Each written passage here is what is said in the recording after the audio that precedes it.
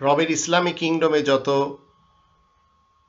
দুর্নীতিবাজ পলিটিশিয়ান রয়েছে এবং যত উলামায়ে আজাজিল রয়েছে, এদের থেকে আল্লাহ তাআলার কাছে আশ্রয় চাচ্ছি। সম্মানিত দর্শকবৃন্দ, আপনাদের সকলকে জানাই আসসালামু আলাইকুম ওয়া রাহমাতুল্লাহ। আল কোরআনের নির্দেশ মতে এবং কাবার প্র্যাকটিস মতে এই যে থিওরির গ্রন্থ আর মসজিদুল হারাম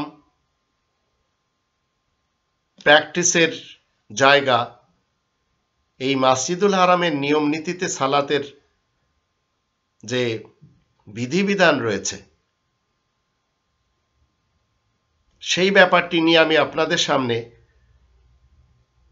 কোরআন থেকে যতগুলি আয়াত দরকার সেগুলি আমি আপনাদের সামনে তুলে ধরব।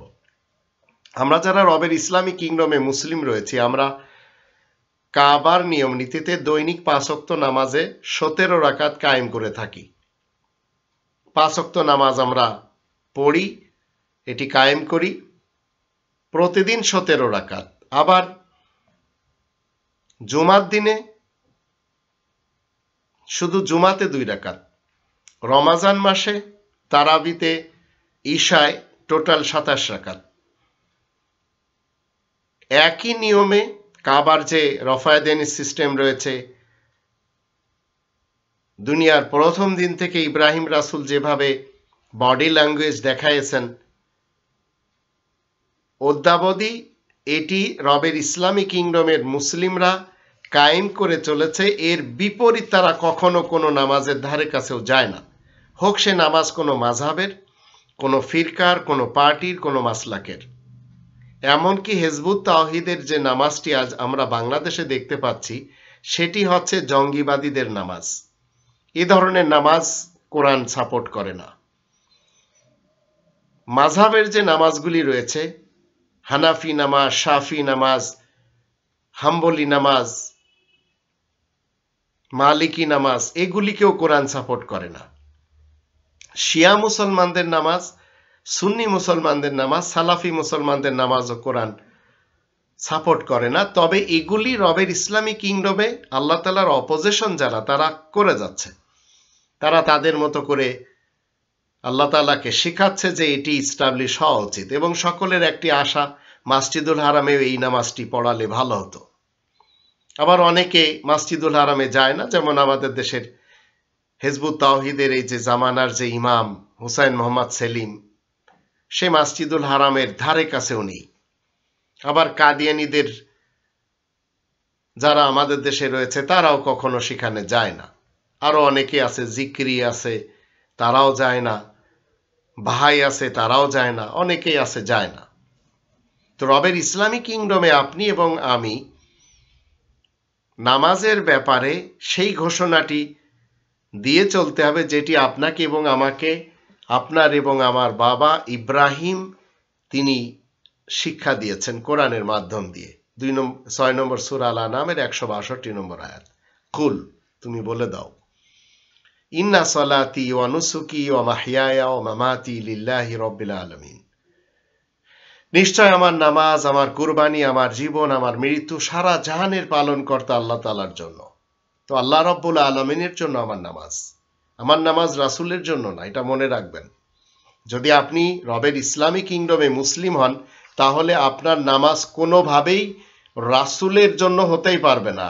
রাসূলি কারীমের জন্য কোনো নামাজ নেই ইসলামে। 2 নম্বর সূরা আল বাকারার 42 নম্বর আয়াতের দৃষ্টিতে কোরআন হচ্ছে সত্য, আর বাকি সব হচ্ছে মিথ্যা। তাই কোরআনের সত্যের সাথে মিথ্যাকে সংমিশ্রণ করা যাবে না, যদিও মানুষেরা জেনে শুনে করছে। ওয়ালা তালবিসুল হাক্কা বিল বাতিল ওয়া তাকতুমুল হাক্কা ওয়া আনতুম তা'লামুন।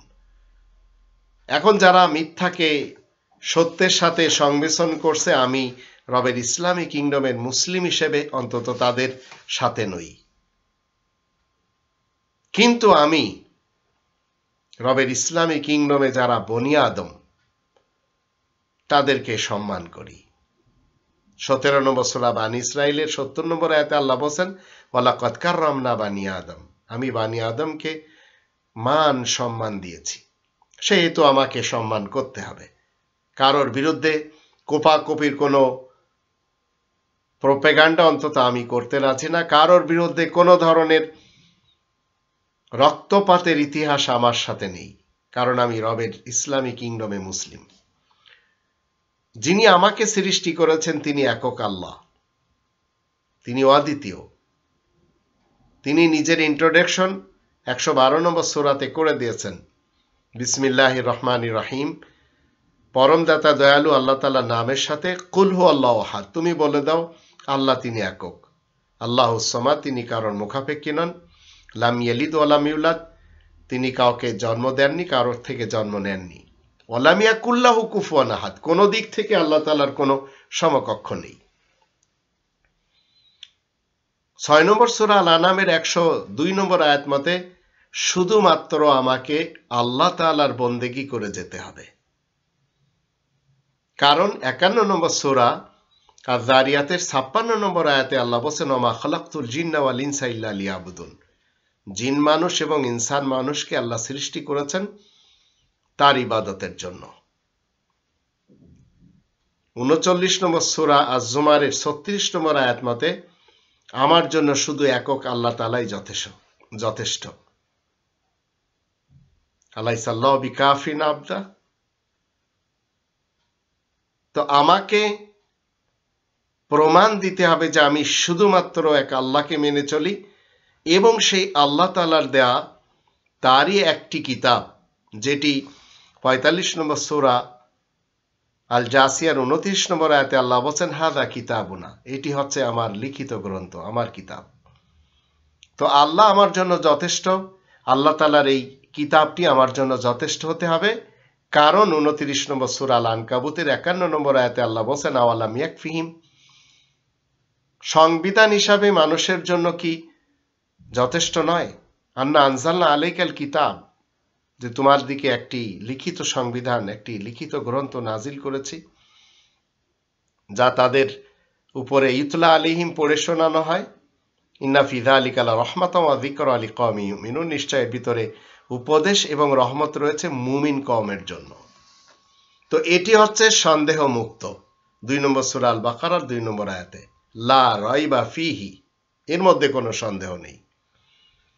তো নামাজের ব্যাপারে যে বিধান আমাকে দিবে সেটি সন্দেহ মুক্ত বিধান দিবে, কারণ কোরআন আমার উপরে আল্লাহ ফরজ করেছেন 28 নম্বর সূরা আল কসাসের 85 নম্বর আয়াত মতে, ইন্নাল্লাযী ফারাদা আলাইকাল কোরআন।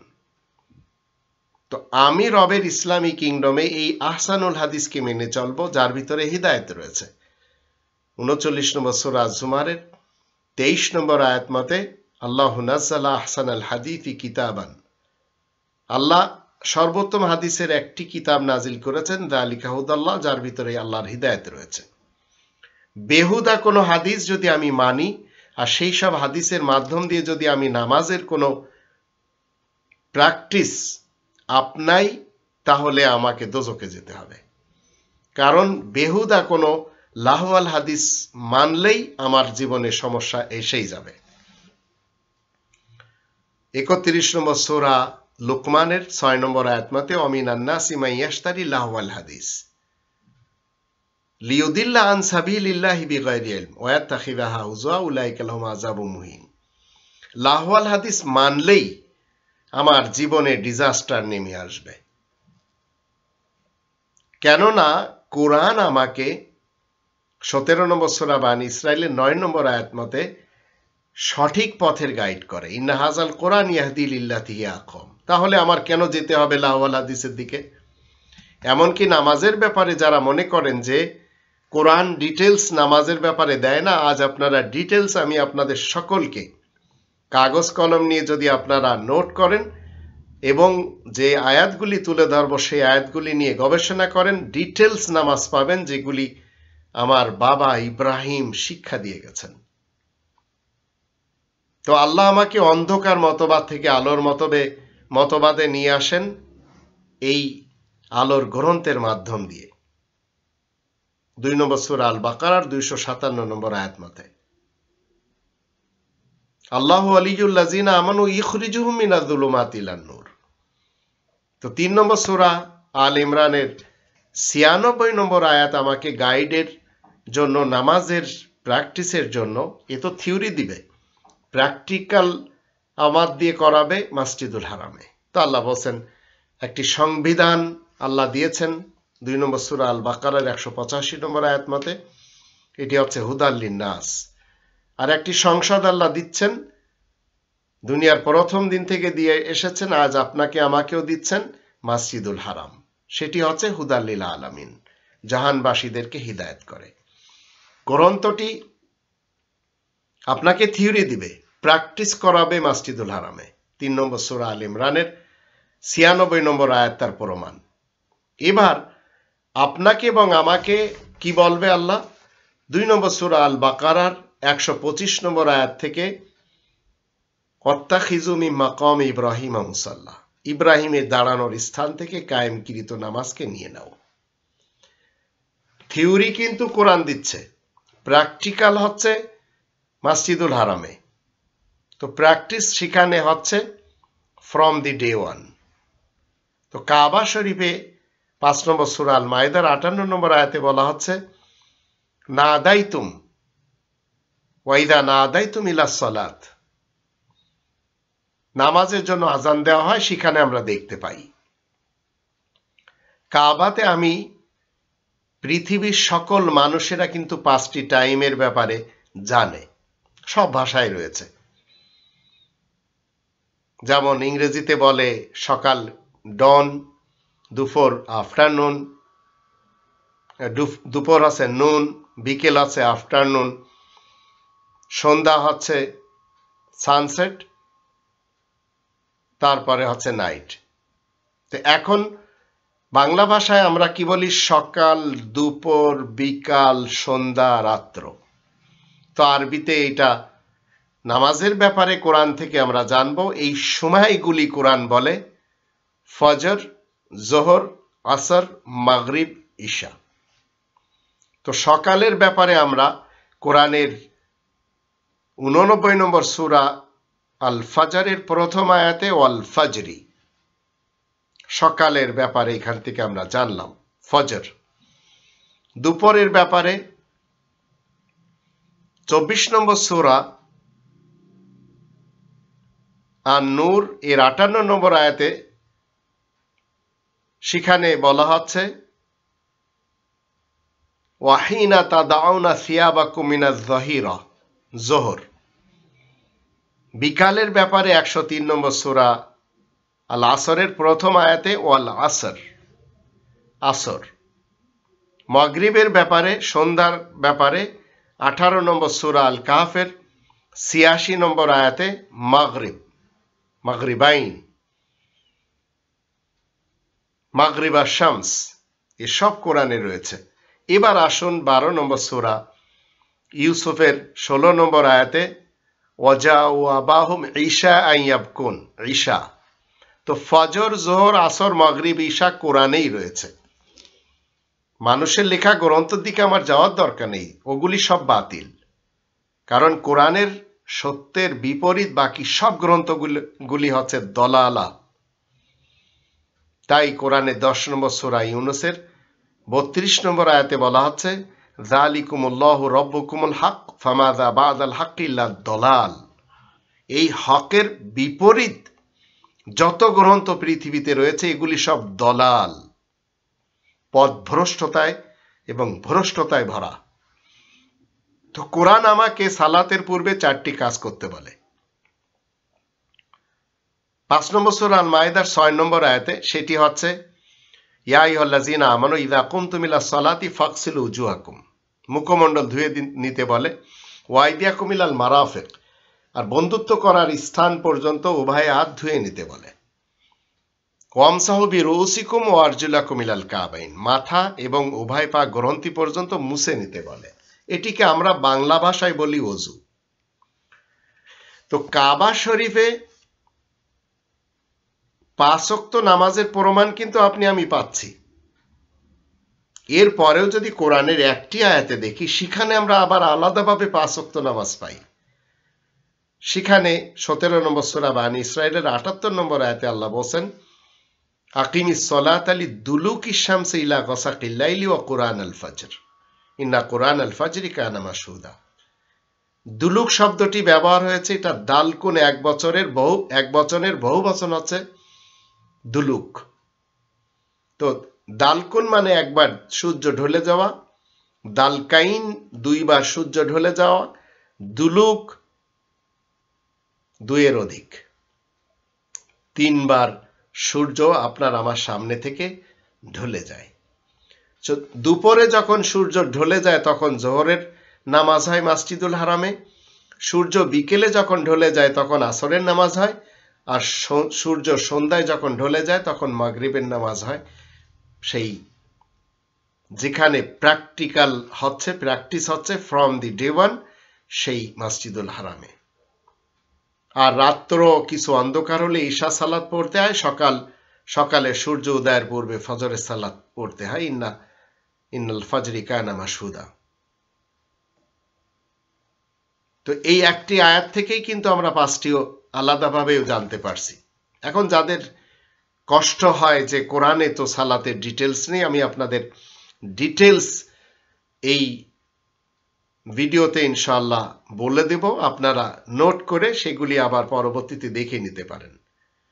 তো এখন এখানে আমরা 5 ওয়াক্ত সালাত দেখতে পেলাম। 4 নম্বর সূরা আন-নিসা এর 103 নম্বর আয়াতে আল্লাহ বলছেন, এই যে নির্ধারিত 5টি টাইম মসজিদুল হারামে, আল্লাহ বলছেন 2 নম্বর সূরা আল বাকারার 149 এবং 150 এই দুটি আয়াত থেকে,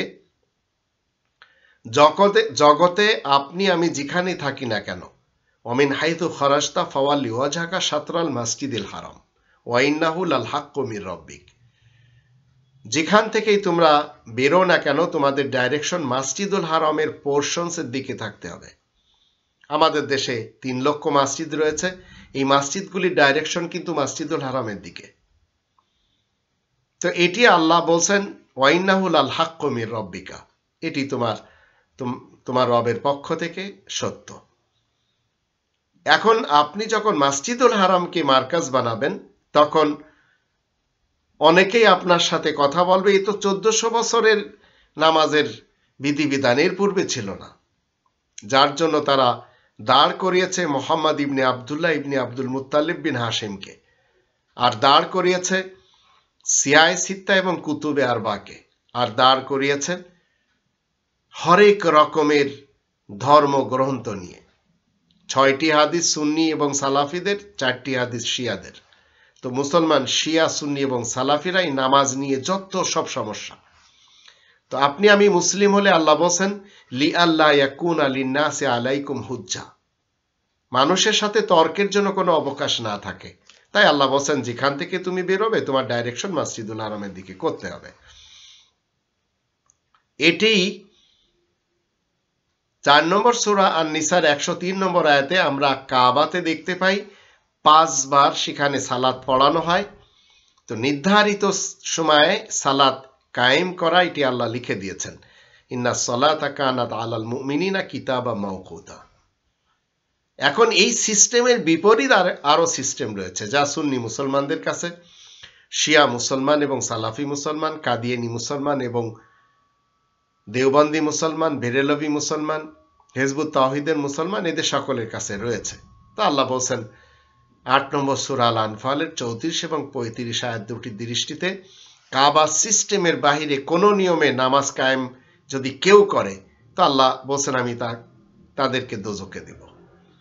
কাবার নিয়মের যদি আপনি বিরোধিতা করেন, আপনি সর্বনাশ ডেকে নিয়ে আসলেন আপনার নিজের জন্য।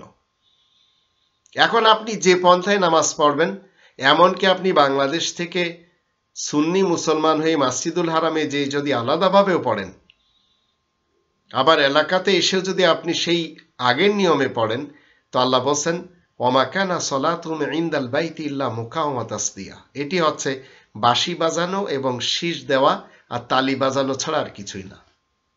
ফাদুকুল আযাব, আযাবের ভিতরে যেতে হবে, আযাব চাকতে হবে। এটি দুনিয়াতেও চাকছে এবং পরকালেও। এই মুহূর্তে আপনাদের কেউ যদি বাগদাদে থাকে তাহলে একটু টেলিফোন করে জানুন সেখানে সুন্নি মুসলমানদের জন্য কিয়ামত এসে গেছে। অথচ এই বাগদাদ সাদ্দামের যুগে কিন্তু সুন্নিদের হাতেই ছিল। এখন সেখানে শিয়াদের রাজত্ব চলে, আর সুন্নিদের ক্ষমতা নেই শিয়াদের সামনে কোনো কথা বলার। ঠিক আমাদের দেশে এই মুহূর্তে হিজবুত তাওহীদের যে মিলিট্যান্ট নামাজ, জঙ্গিবাদী নামাজ, এই নামাজ ইস্টাবলিশ করার ক্ষেত্রে তারা ধাপে ধাপে চলছে। আমাদের দেশের সুন্নি মুসলমানেরা আবার এদেরকে পিটুনিও দিয়েছে। তো হুসাইন মোহাম্মদ সেলিম কিন্তু থামেনি। সে চাচ্ছে যে তাদের দলবল একটু ভারী হলে সুন্নি মুসলমানদের উপরে হামলা করবে। আপনারা লিখে রাখুন, নামাজ নিয়ে আমাদের দেশে কোপাকুপি হবে। এবং আমাদের দেশের অতীতে যারা নামাজের ভুয়া সিস্টেম দিয়ে এসেছে, তারা একে অপরের মসজিদ ভাঙবে। সালাফিদের যে সিস্টেম সেটিও কাবা সিস্টেমের না, সুন্নিদেরটাও কাবা সিস্টেমের না, হিজবুত তাওহীদেরটা তো জঙ্গি নামাজ, এটা হচ্ছে টেরোরিস্ট প্রে। তো এটি আপনি আমি এগুলি একটিও সাপোর্ট করতে পারবো না। তো আল্লাহ বলছেন এই সব নামাজগুলি যারা পড়বে মসজিদুল হারামের দৃষ্টিতে তাদেরকে আল্লাহ শাস্তি দিবেন। তা আমাদের দেশে দেখবেন কখনো সুন্নিরা শিয়াদের মসজিদ ভাঙবে, শিয়ারা সালাফিদের মসজিদ ভাঙবে, সালাফিরা যার শক্তি যে এলাকাতে বেশি সেখানে সেই মসজিদ ভেঙে দেওয়া হবে। আর সবচেয়ে বড় শক্তিধর অবৈধ প্রধানমন্ত্রী যখন দেখবে যে তার কোথাও পার্ক বানানো দরকার, মসজিদ থাকলে ভেঙে দেবে। কারণ এই ফিরকা পার্টি মাসলাক মাযহাবের নামাজ আল্লাহরও তো পছন্দ না। তো এখন যেখান থেকে আপনি কি করছেন, যে মসজিদ থেকে আপনি লিড করছেন এই ধরনের নামাজের, তো কোরআনের 9 নম্বর সূরা আত-তাওবা এর আমরা দুটি আয়াত দেখে নেব। সেখানে আল্লাহ বলছেন 107 এবং 108, 9 নম্বর সূরা আত-তাওবা। এখানে আল্লাহ বলছেন আল্লাযীনা তাখাযু মাসজিদান দিরারান, যেসব মসজিদে জিরার রয়েছে, জিরার মানে কষ্ট দেওয়ার জন্য তৈরি করা, কুফরি এবং বিভেদ সৃষ্ট মুমিনদের মধ্যে, তো আল্লাহ বলছেন যে তুমি সেখানে কখনো দাঁড়াবে না, লা তাকুম ফিহি আবাদা। তোমার দাঁড়ানোর স্থান হচ্ছে লা মাসজিদুন উসসিসা আলা তাকওয়া মিন আউওয়াল ইয়াউমিন, প্রথম দিন থেকে মসজিদুল হারামের যে উদ্দেশ্য, সেই উদ্দেশ্য নিয়ে যারা মসজিদ তৈরি করবে আল্লাহর নামে, সেখানে যে দাঁড়াতে হবে। এখন যারা অন্যান্য উদ্দেশ্য নিয়ে মসজিদ তৈরি করেছে, এদের মসজিদ একদিন না একদিন ভেঙে দেওয়াই হবে। আমাদের দেশের জাতীয় মসজিদের কপাল এত খারাপ যে এই জায়গা থেকে রাজনীতির বিভিন্ন ধরনের কর্মকাণ্ড হয়, এখানে এই কোরআন জ্বালানো হয়, এখানে মানুষকে গুলি করা হয়। এখানে পূর্ব পাকিস্তানের যুগেও এই নামাজ নিয়ে আমরা ইউটিউবে দেখতে পাই, গুগলের ভিতরে, এই কারফিউ জারি হয়েছে, ভাসানী সাহেব সেখানে নামাজে দাঁড়িয়ে গেছেন। তো এখন এই মসজিদের সাথে যে জুলুম নির্যাতন আমাদের দেশের সরকার এবং সরকারের বিপক্ষের লোকেরা করে, সেটি দেখলে সত্যি হাসি পায়। এবং আল্লাহ তাআলা যে বলছেন যে এদেরকে শাস্তি দেওয়া হবে, তো এরা শাস্তিতে দণ্ডিত হচ্ছে। 2021 সালেও আমরা দেখছি, এর পূর্বেও আমরা দেখেছি। তো কোরআনের 3 নম্বর সূরা আল ইমরানের 103 নম্বর আয়াত অমান্য করার কারণে মানুষেরা আজ অকুন্তুম আলা শাফা হুফরাতিম মিনান নার, দোজখের কিনারায় দাঁড়িয়ে আছে। আল্লাহ বলেন ওয়াতাসিমু বিহাবলিল্লাহি জামিআন ওয়া লা তাফাররাকু, তোমরা সবাই মিলে আল্লাহ তাআলার এই রজ্জুকে মজবুত ভাবে আঁকড়ে ধরো, আর ফিরকা ফিরকা পার্টি পার্টি মাসলাক মাসলাক হয়ে যেও না। কারণ তোমাদের সকলের নাম তিনি দিয়েছেন ওয়া সাম্মাকুমুল মুসলিমিন, 22 নম্বর সূরা আল হজ এর 78 নম্বর আয়াতে। তো এই নামটি যাদের পছন্দ না, তারা তো মসজিদুল হারামের নামাজ নিবেও না। 72 নম্বর সূরা আল জিন এর 18 নম্বর আয়াতে আল্লাহ বলেন ওয়া আন্নাল মাসাজিদা লিল্লাহ, মসজিদ সমূহ আল্লাহ তাআলার জন্য হতে হবে, আল্লাহর নামে মসজিদ হতে হবে। এখন আপনি মুসলিম হলে কখনো কোনো মৃত্যু ব্যক্তিদের নামে মসজিদ তৈরি করবেন না। এটা জিলানি মসজিদ, এটা হানাফি মসজিদ, এটা শাফি মসজিদ, এভাবে রয়েছে। বিভিন্ন দেশে যদি আপনারা যান তো দেখবেন কোথাও লেখা আছে এটি শাফি মসজিদ, এটি তাবলিগি মসজিদ, এটি হানাফি মসজিদ, এটি আহলে হাদিস মসজিদ। অথচ আল্লাহ বলেন ওয়া আন্নাল মাসাজিদা লিল্লাহ, এরপরে 18 নম্বর সূরা আল কাহফের 110 নম্বর আয়াতে আল্লাহ বলছেন, ওয়ালা ইউশরিক বিইবাদাতি রাব্বি আহাদা, আল্লাহর ইবাদতে শরীক করা যাবে না। মসজিদগুলিতে নবী রাসূলদের নামে বিভিন্ন ধরনের ইবাদত হয়, এগুলি তো করা আল্লাহ তাআলার নির্দেশ না।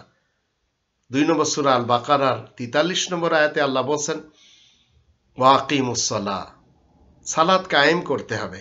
তো সালাত কায়েম করতে হবে এই নির্দেশটি দিচ্ছেন তো আল্লাহ, তাহলে আপনি আমি কেন চলে যাব অন্যদের জন্য নামাজ পড়তে? এখন 4 নম্বর সূরা আন-নিসা এর 43 নম্বর আয়াতে আল্লাহ বলেন, যদি আমরা সালাতের ভিতরে যা পড়ি সেটি যদি বুঝতে না পারি, আল্লাহ বলেন, ইয়া আইয়ুহাল্লাযীনা আমানু লা তাকরাবুস সালাতা ওয়া আনতুম সুকারা, তোমরা যদি নেশাগ্রস্ত অবস্থায় থাকো তাহলে নামাজের ধারে কাছে আসবে না। নেশাগ্রস্তটা কি? হাত্তা তাআলামু মা তাকুলুন, যা তোমরা বলছো সেটি যদি তোমরা না জানো তাহলে তোমরা নেশাগ্রস্ত অবস্থায়। তো এখন চিন্তা করুন, কোরআনের আয়াত আপনি পড়ছেন কিন্তু কিচ্ছু বুঝছেন না, এমনকি সূরা ফাতিহার অনুবাদও আপনি জানছেন না, তো আপনি নেশাগ্রস্ত অবস্থায়। আর এই নেশাগ্রস্ত অবস্থার মানুষেরাই আজ কি করছে?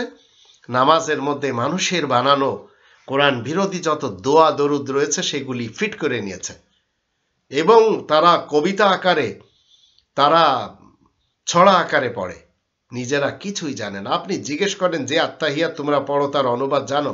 আপনি জিজ্ঞেস করেন 100 লোকের কাছে একজন বলতে পারবে না, এমনকি মসজিদের ইমাম পর্যন্ত বলতে পারে না। তো কোরআনের 2 নম্বর সূরা আল বাকারার 45 নম্বর আয়াতে আল্লাহ বলেন, আমরা যারা রবের ইসলামী কিংডমে মুসলিম রয়েছি, আমাদের দায়িত্ব হচ্ছে ওয়াস্তাইনু বিস-সাবরি ওয়াস-সালাহ ওয়া ইন্নাহা লাকাবীরাতুন ইল্লা আলাল খাশিন, তোমরা সাহায্য চাও সালাতের মাধ্যম দিয়ে এবং সাহায্য চাও তোমরা ধৈর্যের মাধ্যম দিয়ে। তো সাহায্যের মাধ্যম আছে দুটি, ধৈর্য এবং সাহায্যের জন্য মাধ্যম দুটি, ধৈর্য এবং সালাত। তো সালাতের ভিতরে আপনাকে কোরআনের ভিতর থেকে যত সাহায্যের আয়াত রয়েছে সেই আয়াত পড়তে হবে।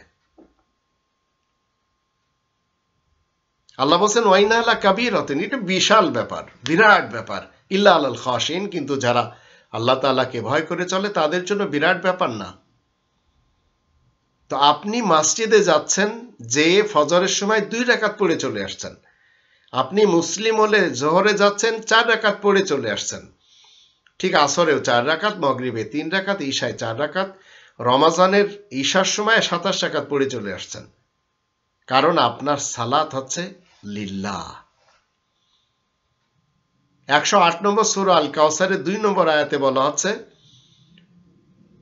ইন্না আতাইনা কাল কাউসার ফাসাল্লি লিরাব্বিকা ওয়ানহার, ফাসাল্লি লিরাব্বিকা, তোমার নামাজ তোমার রবের জন্য হতে হবে। তাহলে বোঝা গেল কোন নবী রাসূলরা তাদের সাহাবাদেরকে নিজেদের জন্য কোনো নামাজের প্র্যাকটিস শিক্ষা দেননি, যদিও আজ শিয়া মুসলমান, সুন্নি মুসলমান, সালাফি মুসলমানেরা মানে না। প্রত্যেকটি নবী রাসূলদের একটি স্লোগান কি ছিল? কুলিন্না সলাতি ওয়া নুসুকি ওয়া মাহইয়ায়া ওয়া মামাতি লিল্লাহি রাব্বিল আলামিন। তো প্রত্যেকটি নবী রাসূলদের সালাত হচ্ছে লিল্লাহ। নবী রাসূলদের অনুসরণকারী সাহাবাদের সালাত হচ্ছে লিল্লাহ। এদের সকলের অনুসরণ আজ আপনি আমি যখন করব তখন আপনার আমার সালাত হবে লিল্লাহ। ফাসাল্লি লিরাব্বিকা, অন্য কারোর নামে আপনি নামাজ পড়েছেন তো আপনি শেষ। আর সালাতের ভিতরে দোয়া পাঠ করতে নারাজ কারা জানেন? যারা অহংকারী, তাই চরম অপমানের সাথে তারা দোজখে যাচ্ছে।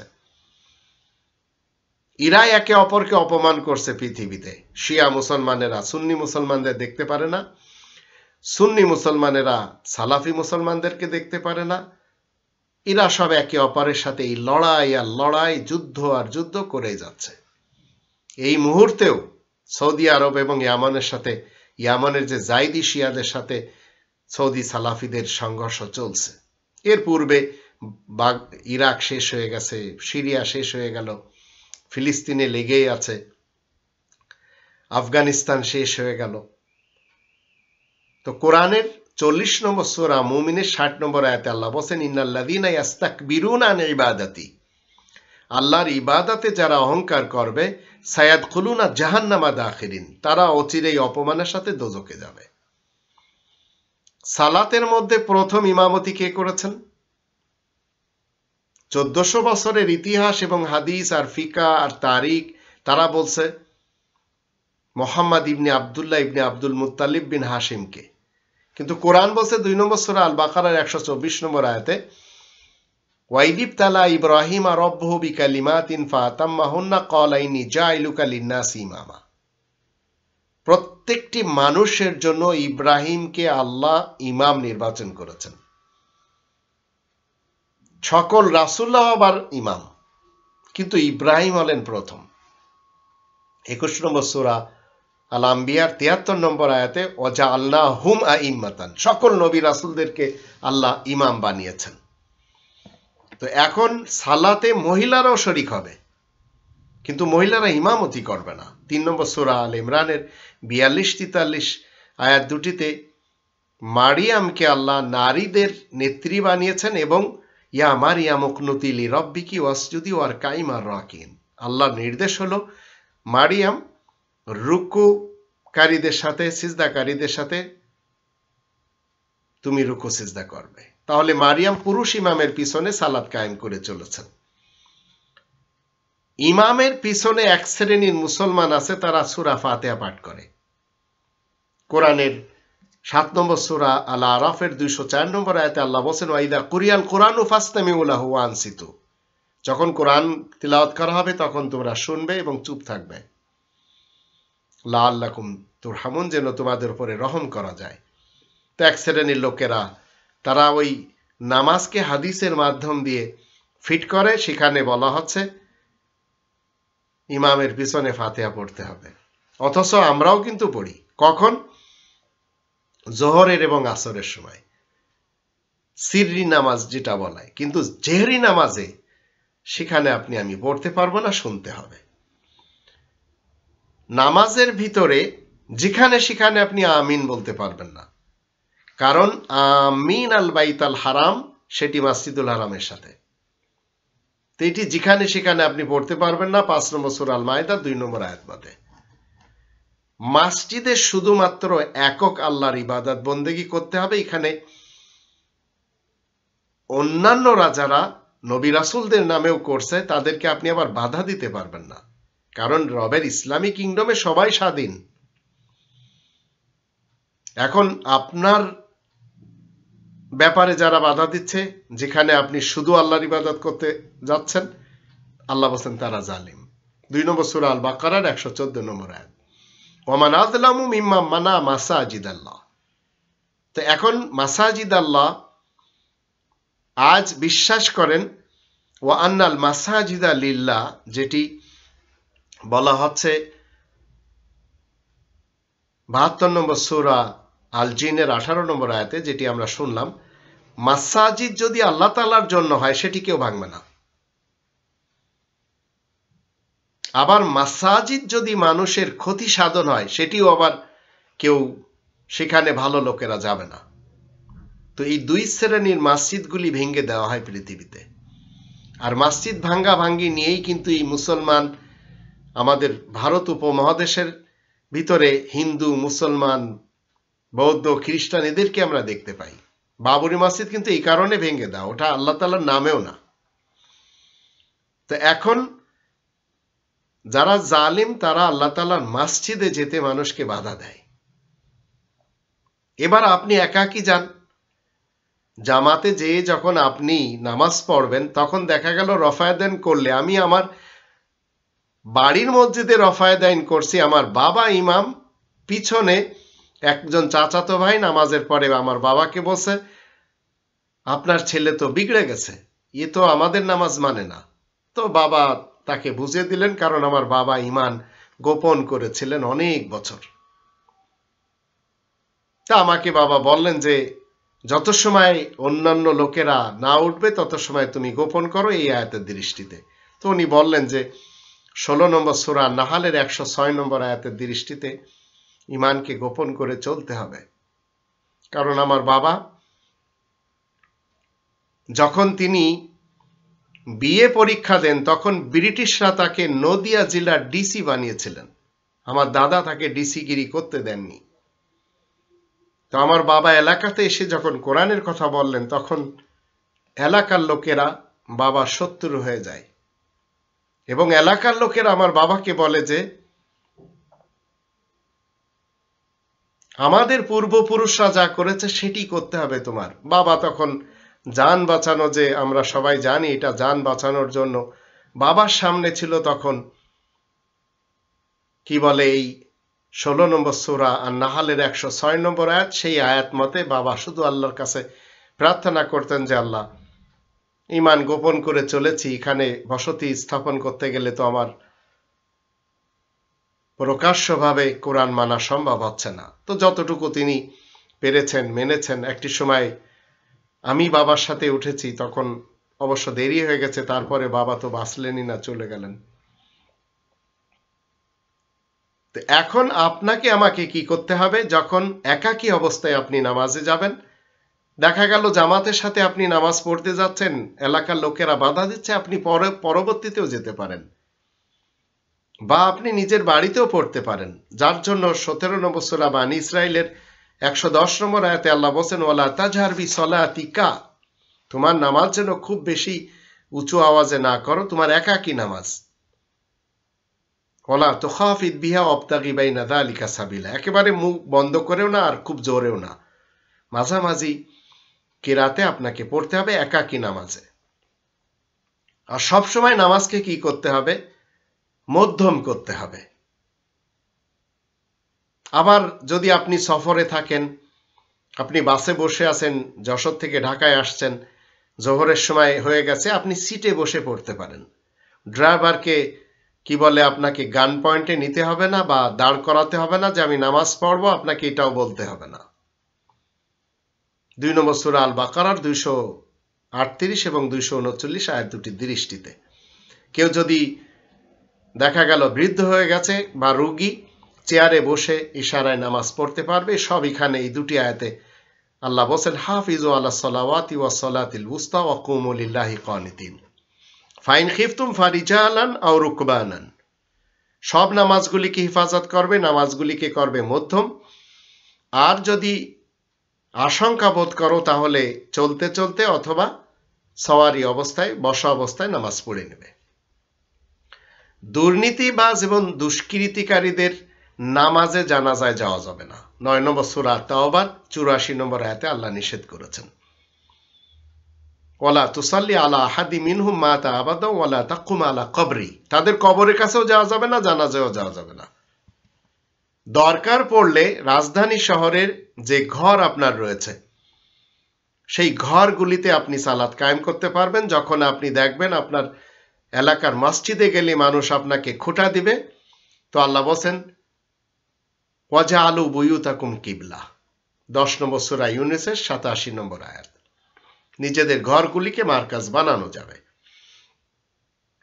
দেশের প্রধান যখন কোনো মুসলিম হতে পারবে তখন তার উপরে দায়িত্ব আছে 22 নম্বর সূরা আল হজের 41 নম্বর আয়াতের দৃষ্টিতে সালাতের সিস্টেমকে কায়েম করাবে। যাবতীয় যত ভালাইয়ের বিধান রয়েছে সব সালাত। আর আপনি আমি যে নামাজটি পড়ি এর অর্থ হচ্ছে 20 নম্বর সূরা তহা এর 14 নম্বর আয়াতের দৃষ্টিতে ওয়াকিমিস সালাতা লিযিকরি, এবং তুমি সালাত কায়েম করবে আমার স্মরণার্থে। তো আমরা আমাদের বডিকে সঠিক রাখার জন্য আল্লাহ তাআলা স্মরণার্থে দৈনিক 5 বার আমাদের পড়তে হয়। দেশের যিনি প্রধান তার উচিত সালাতের সিস্টেম, যাবতীয় ভালাইয়ের সিস্টেমগুলি কায়েম করা। তো এর জন্য অবশ্য বাংলাদেশি সেবা পার্টি কথা বলে যাচ্ছে, সুযোগ হলে সালাতের বিধান কায়েম করা হবে, নইলে যেভাবে আমরা করে যাচ্ছি কোনো সমস্যা নেই। ব্যবসায়ীরাও সালাত কায়েম করবে, কিন্তু তাদের সালাতের ভিতরে 4টি জিনিস সবসময় যেন থাকে ব্যবসা বাণিজ্যের ব্যাপারে। একজন ব্যবসায়ী সালাত, মুসলিম ব্যবসায়ী আল্লাহ বলেন রিজালুল্লাহ তুলহিহিম তিজারাতু ওয়ালা বাইউন আন যিকরিল্লাহ ওয়া ইকামিস সালাহ ওয়া ইতাইজ যাকাত ইয়াখাফুনা ইয়াওমান তাতাকাল্লাবু ফীহিল কুলুব ওয়াল আবসার। এখন একজন ব্যবসায়ী সে সালাতে কি করবে?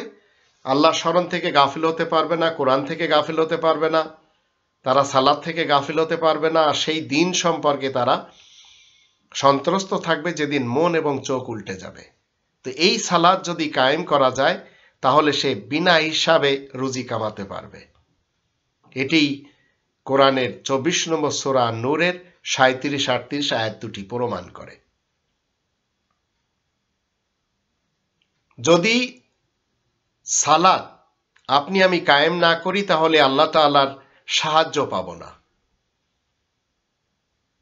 আল্লাহ যে নি'মাল মাওলা ওয়া নি'মান নাসির হুয়া মাওলাকুম, আল্লাহকে যদি আমরা মাওলানা হিসাবে পেতে চাই তাহলে আমাদের নামাজ কায়েম করতে হবে। 22 নম্বর সূরা আল হজের 78 নম্বর আয়াত তার প্রমাণ। জুমার দিনে জুমার নামাজ কায়েম করতে হবে। 62 নম্বর সূরা আল জুমা এর 9 নম্বর আয়াত, ইয়া আইয়ুহাল্লাযীনা আমানু ইযা নুদিয়া লিস-সালাতি মিন ইয়াউমিল জুমআতি ফাসাউ ইলা যিকরিল্লাহ ওয়াযারুল বাই'। আবার 62 নম্বর সূরা আল জুমার 10 নম্বর আয়াতে বলা হচ্ছে জুমার নামাজ শেষ হয়ে গেল, ফাইদা কুদিয়াতিস সালাত ফান্তাশিরু ফিল আরদ, রুজি কামানোর জন্য বের হয়ে যাও। তো এই আয়াতের বিপক্ষে আবার মুসলমান তাবলিগি সমাজ যারা, তারা মসজিদ থেকে বের হতে চায় না। এটি ইসলাম না। এরপরে আসেন 11 নম্বর সূরা হুদের 87 আয়াতে আল্লাহ বলেন বাবা দাদা নানা পরনানাদের যে রেওয়াজ, সেই রেওয়াজ যদি নামাজের মধ্যে থাকে সেটি বাদ দিয়ে দিতে হবে। আন্নাতরুকা আবাউনা, শুআয়ব রাসূলকে তার এলাকার লোকেরা বলছে যে আমরা কি তোমার শেখানো এই নামাজের পদ্ধতিতে আসব? আমরা কি আমাদের বাবা দাদাদের যে রীতিনীতি রয়েছে সেটি বাদ দিয়ে দেব? তো এটি বাদ দিয়ে দিতে হবে আপনার, যদি রবের ইসলামী কিংডমে আপনি আমি মুসলিম হই। 24 নম্বর সূরা আন-নূরের 41 নম্বর আয়াতে আল্লাহ বলেন প্রত্যেকটা প্রাণীরা নামাজ পড়ে, কুল্লুন কদ আলিমা সলাতাহু ওয়া তাসবিহা, সবাই নামাজ পড়ে, কিন্তু অন্যান্যদের নামাজ ভিন্ন। আপনার আমার নামাজের প্র্যাকটিস হচ্ছে মসজিদুল হারাম। এখন যারা নিজেদের নামাজের ব্যাপারে গাফিল, একটি হচ্ছে মসজিদুল হারামের সিস্টেম থেকে আপনি গাফিল হয়ে গেলেন, আর একটি হচ্ছে যাবতীয় ভালাই থেকে আপনি গাফিল হয়ে গেলেন, তো আপনার এই নামাজ ধ্বংস টেনে আনবে। এটি 107 নম্বর সূরা আল মাউনের ভিতরে আমরা দেখে নিতে পারি, ফাওয়াইলুল লিল মুসাল্লিন। এই নামাজিদের কোনো উপকার নেই, এরা ধ্বংস ডেকে আনছে। আর সালাত আপনাকে চিরকাল কায়েম করতে হবে। এটি দাইমুন শব্দটি আল্লাহ ব্যবহার করেছেন 70 নম্বর সূরা মাআরিজের 22 এবং 23 আয়াত দুটিতে। আর চিরস্থায়ী বিধান মানতে হলে সালাত কায়েম করা নিতান্তই জরুরি। 98 নম্বর সূরা আল বাইয়িনা এর 5 নম্বর আয়াতে আল্লাহ তাআলা বলে দিয়েছেন। কারণ জালিকা দ্বীনুল কাইয়্যিম কি, রাসূলরা যে এই পবিত্র পৃষ্ঠাসমূহ তিলাওয়াত করে থাকেন এর ভিতরে কুতুবুন কাইয়্যিমা রয়েছে। তো সালাত কায়েম করতে হবে, এই কুতুবুন কাইয়্যিমাই বলে জালিকা দ্বীনুল কাইয়্যিমা।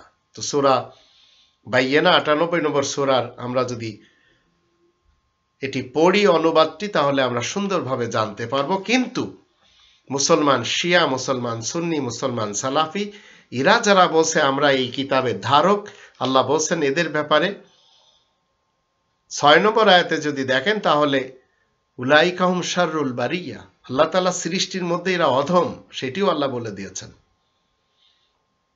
এখন সালাত আপনি কখন কসর করতে পারবেন? যদি কাফেররা পেরেশান করে তাহলে সালাত কসর করা যাবে। 4 নম্বর সূরা আন-নিসার 101 নম্বর আয়াত, ইন খিফতুম আইয়াফতিনাকুমুল্লাযিনা কাফারু, এছাড়া পারবেন না। 48 মাইলের কোনো চক্কর কোরআন বলে না। মুনাফিকিনরাও সালাত তারা পড়ে, কিন্তু তাদের সালাতে তাদের কোনো ভালাই নেই। এটি আমরা 9 নম্বর সূরা আত-তাওবার 54 নম্বর আয়াত থেকে জানতে পারি। আর মুনাফিকিনদের নামাজ ধোঁকা দেওয়া ছাড়া আর কোনো কিছু না, ধোঁকা দেওয়ার হাতিয়ার। ওয়াইজা কামু ইলা সালাতি কামু কুসালা ইউরাউনান নাস, এরা শুধু মানুষকে দেখায়। দেখবেন অনেক পলিটিশিয়ান রয়েছে, আবার অনেক ধর্মজীবী গুন্ডা মৌলবী রয়েছে, তারাও এইসব দেখানোর জন্য এই নামাজ তারা পড়ে কুসালার সাথে। তো 4 নম্বর সূরা আন-নিসার 142 নম্বর আয়াতে আল্লাহ তাআলা মুনাফিকিনদের সালাতের ডিটেইলস সেখানে বলে দিয়েছেন। যারা প্রকৃত সালাতি, যারা 5 ওয়াক্ত নামাজ কায়েম করবে, এরা মূলত ইব্রাহিম রাসূলের আসল সন্তান, নকল না এরা।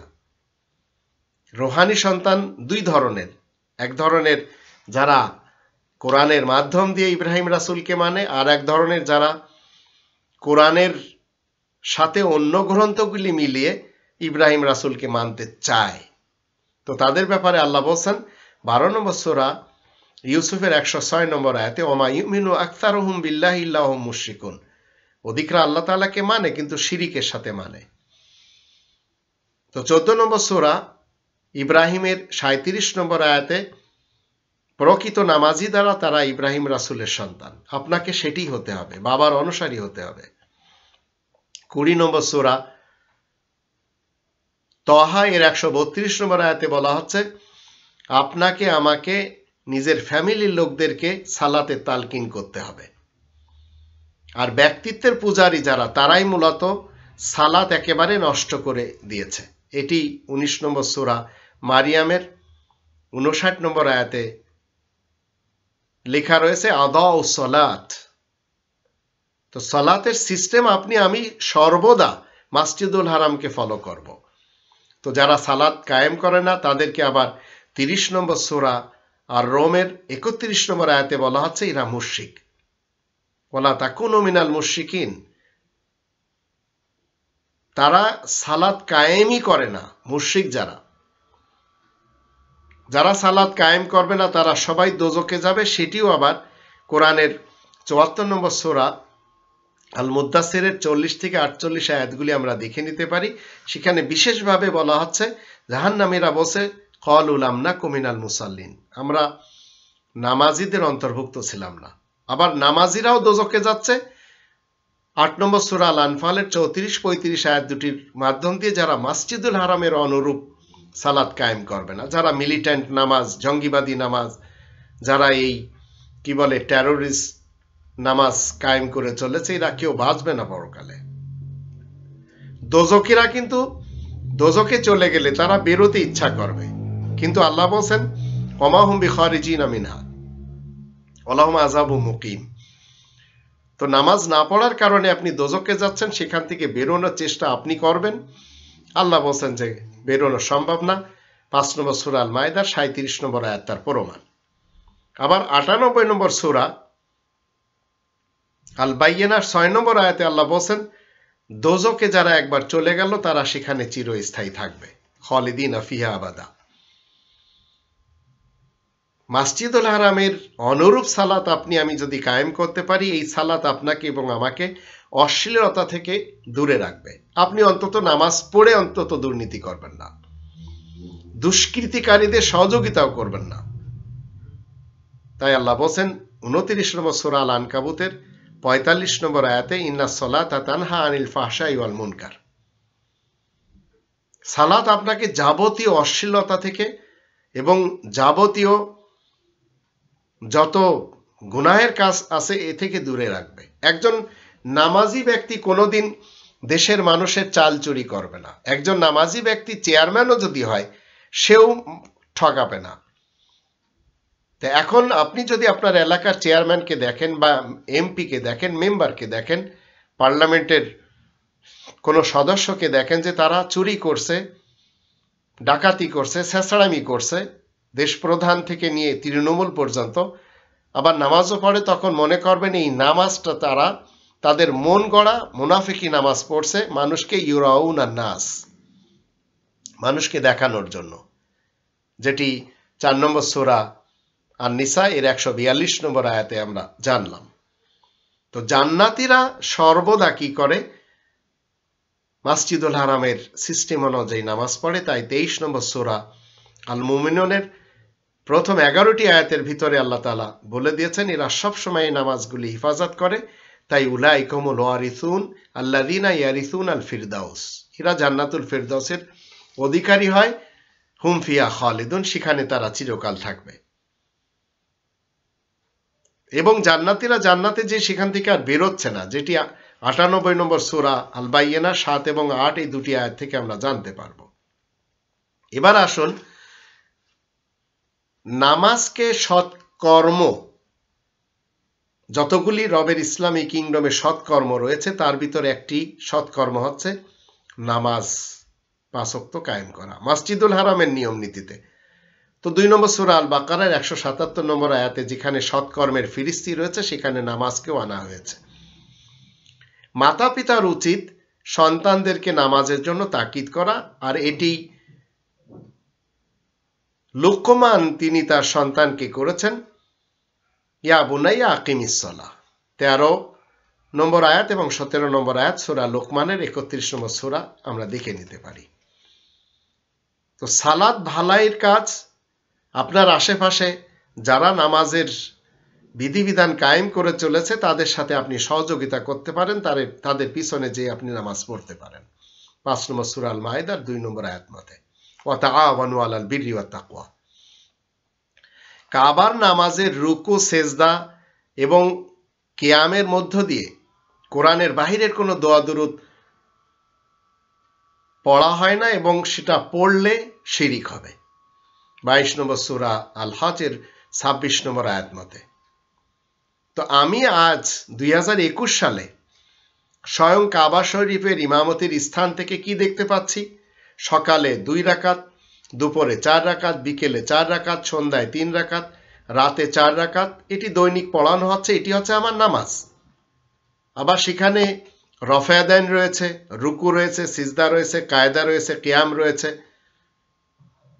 ইমাম সেখানে আল্লাহু আকবার বলে সিনার উপরে হাত বাঁধছে, তারপরে সূরা ফাতিহা পড়ার পরে অন্য কোনো আয়াত বা সূরা পড়ছে, আল্লাহু আকবার বলে রুকুতে যাচ্ছে, সেখানে কয়েক সেকেন্ড থাকছে, সামি আল্লাহু লিমান হামিদা বলে দাঁড়াচ্ছে, সেখানে কয়েক সেকেন্ড দাঁড়ানোর পর আবার আল্লাহু আকবার বলে সিজদায় যাচ্ছে, সিজদাতে কয়েক সেকেন্ড থাকার পরে সেখান থেকে আবার আল্লাহু আকবার বলে সোজাভাবে বসছে, আবার সেখানে কয়েক সেকেন্ড থাকার পর আল্লাহু আকবার বলে আবার সিজদায় যাচ্ছে।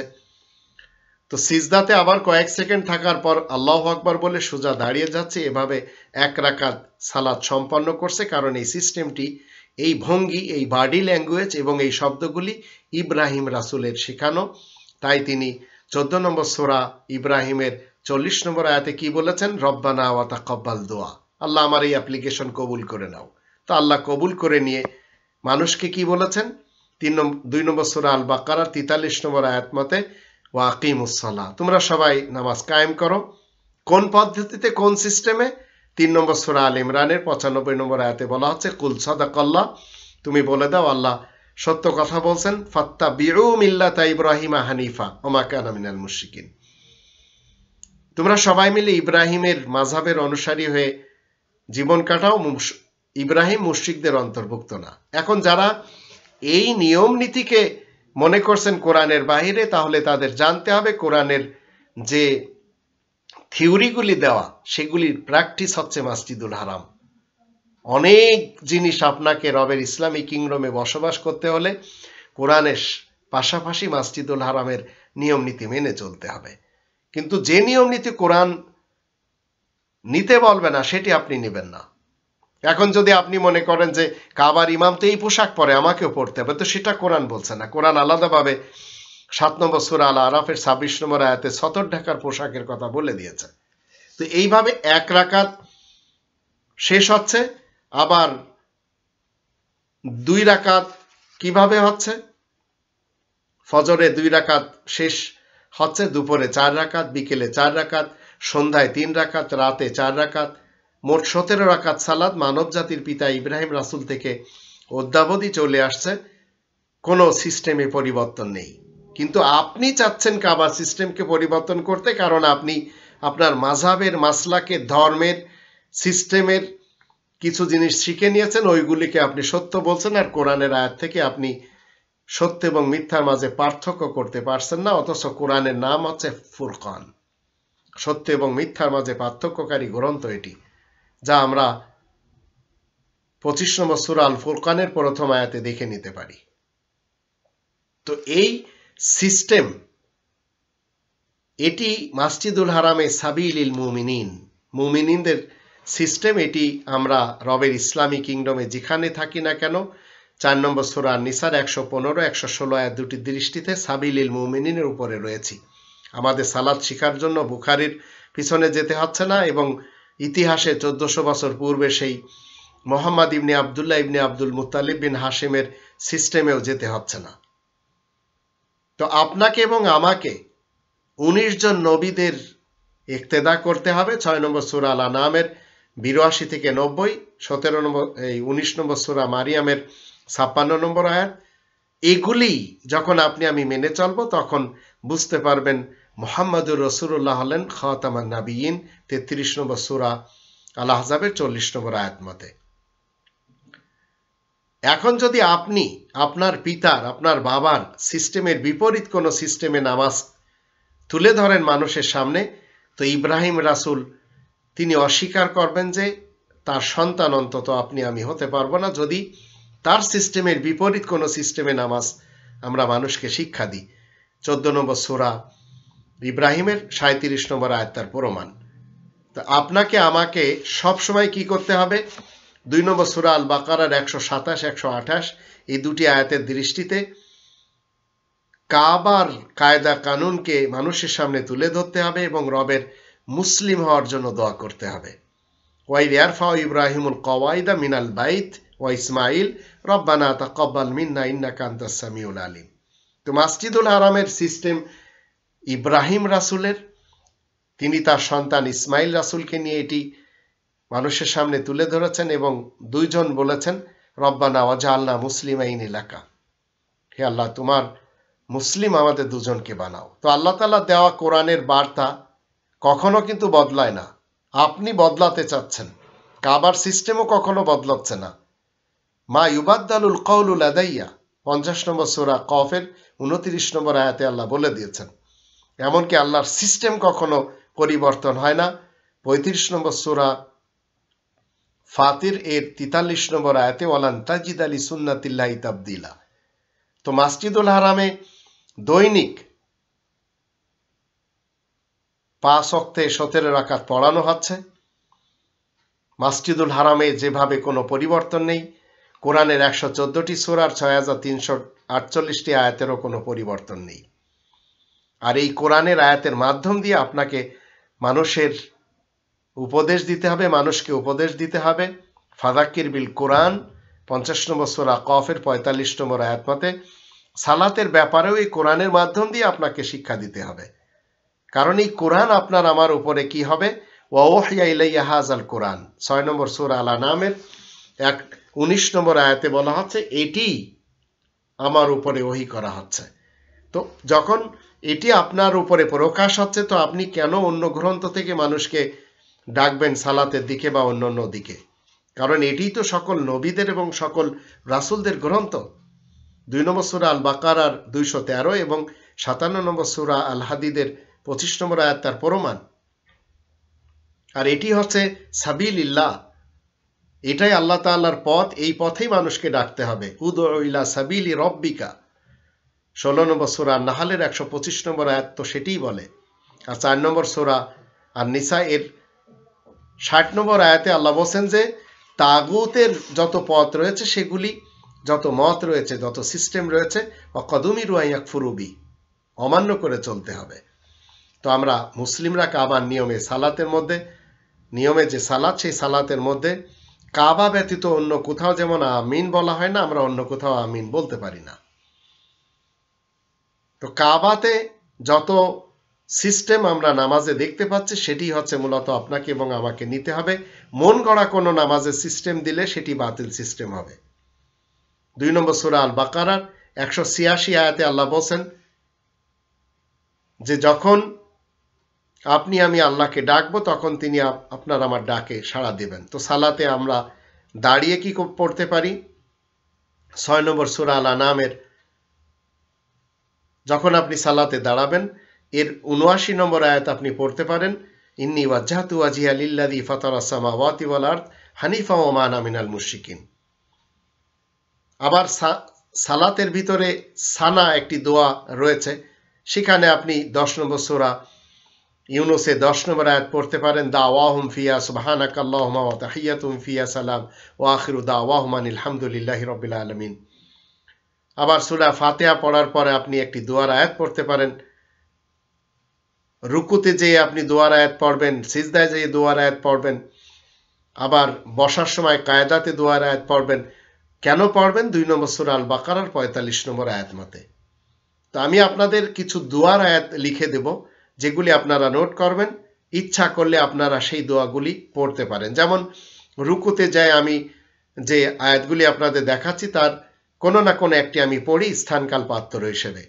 যেমন বিভ্রান্ত থেকে বাঁচার জন্য 23 নম্বর সূরা আল মুমিনুনের 106 নম্বর আয়াত আমি পড়তে পারি। মাগফিরাতের জন্য 23 নম্বর সূরা মুমিনুনের 109 নম্বর আয়াত পড়তে পারি। অপদার্থদের থেকে দূরে থাকার জন্য 26 নম্বর সূরা আশ-শুআরা এর 51 নম্বর আয়াত পড়তে পারি। সত্য পথে চলার জন্য 3 নম্বর সূরা আল ইমরানের 8 নম্বর আয়াত পড়তে পারি। দোজখ থেকে বাঁচার জন্য 3 নম্বর সূরা আল ইমরানের 192 নম্বর আয়াত পড়তে পারি। রাসূলের অনুগতের জন্য 3 নম্বর সূরা আল ইমরানের 53 নম্বর আয়াত পড়তে পারি। আবার নিজ ব্যক্তিত্বের উপর জুলুম হয়ে যাওয়ার পরে 7 নম্বর সূরা আল আরাফ এর 23 নম্বর আয়াত পড়তে পারি। আবার সত্য পথে থাকার জন্য 17 নম্বর সূরা বানী ইসরাঈলের 80 নম্বর আয়াত পড়তে পারি। দুর্নীতিবাজদের থেকে বাঁচার জন্য 29 নম্বর সূরা আল আনকাবুতের 30 নম্বর আয়াত পড়তে পারি।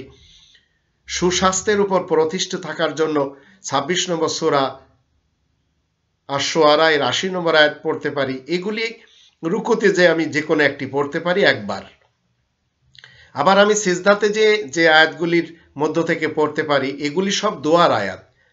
যেমন হাসরের দিনে অপমান হওয়া থেকে বাঁচার জন্য আমি পড়তে পারি 26 নম্বর সূরা আশ-শুআরা এর 87 নম্বর আয়াত।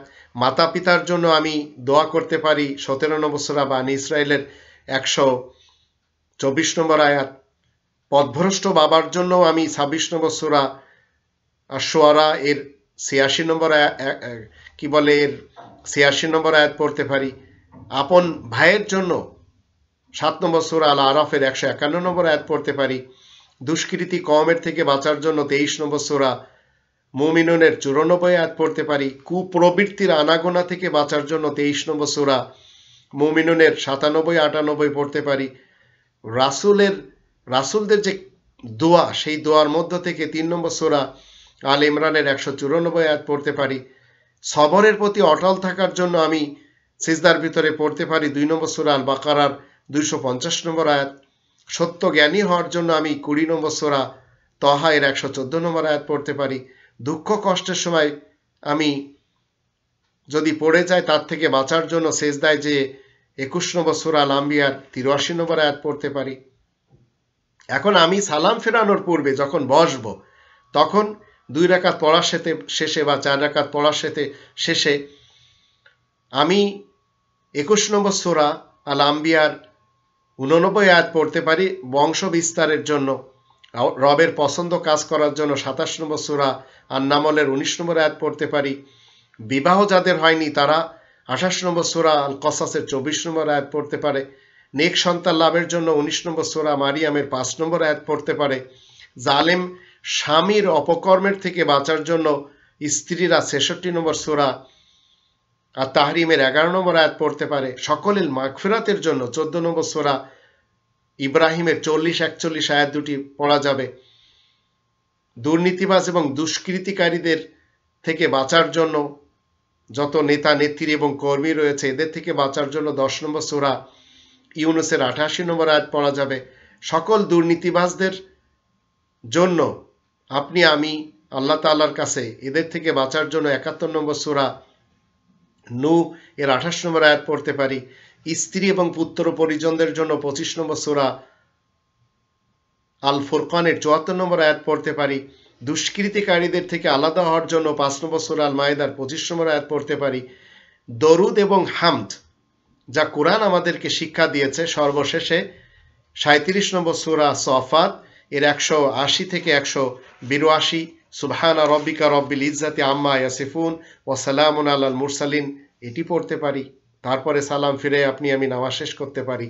তো এতগুলি দোয়ার আয়াত তো রয়েছে, তো স্থানকাল পাত্র এই তিনটি জিনিসকে সামনে রেখে আমাকে দোয়ার আয়াত পাঠ করতে হবে। সালাতের মধ্যে শুধু দোয়ার আয়াত থাকতে হবে।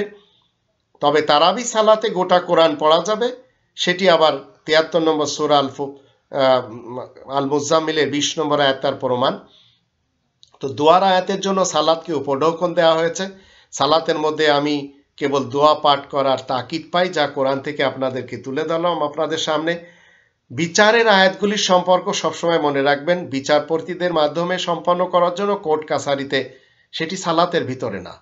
মেয়েদের মাসিকের কালে কিভাবে কোথায় থাকতে হবে সেটি কারোর অজানা নয়, তবে সেসব আয়াত পড়তে হবে ঘরের ভিতরে, এটি মসজিদে পড়ার জায়গা না। আবার কাফেরদের যে নিয়ম নীতি, এগুলি নামাজের ভিতরে আপনাকে পড়তে হবে না। এগুলি সিস্টেম কোরআনের ভিতরে স্থানকাল পাত্র হিসেবে সব বলে দেবে। দেশ পরিচালনা করার জন্য, কৃষিকাজ সম্পন্ন করার জন্য, ব্যবসা বাণিজ্য এবং লেনদেন করার জন্য সব বিষয়ে আয়াত কোরআনে রয়েছে। কিন্তু সব আপনি নামাজে পাঠ করবেন তা না, আপনাকে দোয়ার আয়াত পাঠ করতে হবে। কোরআনের বাহিরে লেখকদের কোনো লেখা দোয়া যদি আপনি পাঠ করেন, আপনাকে আল্লাহ ধ্বংস করে দেবেন। 2 নম্বর সূরা আল বাকারার 79 নম্বর আয়াত তার প্রমাণ। দোয়া শুধু আল্লাহ তাআলার কাছে করতে হবে, এছাড়া আর কারোর কাছে করা যাবে না। 40 নম্বর সূরা মুমিন এর 65 নম্বর আয়াত তার প্রমাণ। আল্লাহ ছাড়া অন্য কারোর কাছে দোয়া চাইলে তা কোনো লাভ হবে না। 28 নম্বর সূরা আল কসাসের 87 নম্বর আয়াত এবং 10 নম্বর সূরা ইউনুসের 106 নম্বর আয়াত দুটি তার প্রমাণ।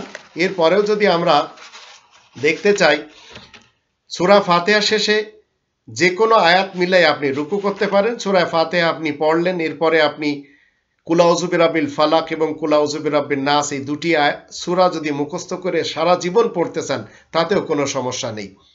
তো আপনি একত্বের মুসলিম হওয়ার জন্য যদি 2 নম্বর সূরা আল বাকারার 128 নম্বর আয়াত পড়তে পারেন, তারপরে রুকুতে যেতে পারেন। অতীতকালের লোকদের জন্য আপনি 59 নম্বর সূরা আল হাসরে 10 নম্বর আয়াত পড়তে পারেন। এই কাল আর ওই কালের ভালাইয়ের জন্য 2 নম্বর সূরা আল বাকারার 201 নম্বর আয়াত পড়তে পারেন। দুর্নীতিবাজ দেশ প্রধানের জন্য 10 নম্বর সূরা ইউনুসের 88 নম্বর আয়াত পড়ে আপনি রুকুতে যেতে পারেন সূরা ফাতিহার পর। নেক লোকদের সাথে মৃত্যুবরণ করার জন্য 3 নম্বর সূরা আল ইমরানের 193 আয়াত পড়তে পারেন। সর্বদা ইসলামের উপরে মজবুত থাকার জন্য 3 নম্বর সূরা আল ইমরানের 147 আয়াত পড়তে পারেন। সন্তানদের সৎ হওয়ার জন্য 14 নম্বর সূরা ইব্রাহিমের 37 নম্বর আয়াত পড়তে পারেন। মুসলিম হিসেবে মৃত্যুবরণের জন্য 12 নম্বর সূরা ইউসুফের 101 নম্বর আয়াত পড়তে পারেন। খান্নাস লোকদের থেকে বাঁচার জন্য এবং যারা আকীদায় ফুক দেয়, তা এমন মৌলবী এবং পলিটিশিয়ানদের থেকে বাঁচার জন্য 113 নম্বর সূরা এবং 114 নম্বর সূরা ফালাক এবং নাস এই দুটি পড়তে পারেন সারা জীবন, তাতেও কোনো সমস্যা নেই। সত্য জীবন ব্যবস্থার উপরে অটল থাকার জন্য 6 নম্বর সূরা আল আনামের 161 থেকে 163 আয়াতগুলি পড়তে পারেন। নেককারদের দলে প্রবেশ করে এদের দলে সামিল হয়ে জান্নাতে যাওয়ার জন্য 26 নম্বর সূরা আশ-শুআরা এর 78 থেকে 87 আয়াতগুলি পড়া যাবে। বাবা মার জন্য 46 নম্বর সূরা আল আহকাফের 15 নম্বর আয়াত পড়া যাবে। ইসলামের কলেমা যদি আমরা নামাজে পাঠ করতে চাই, 2 নম্বর সূরা আল বাকারার 285 আয়াত পড়া যাবে।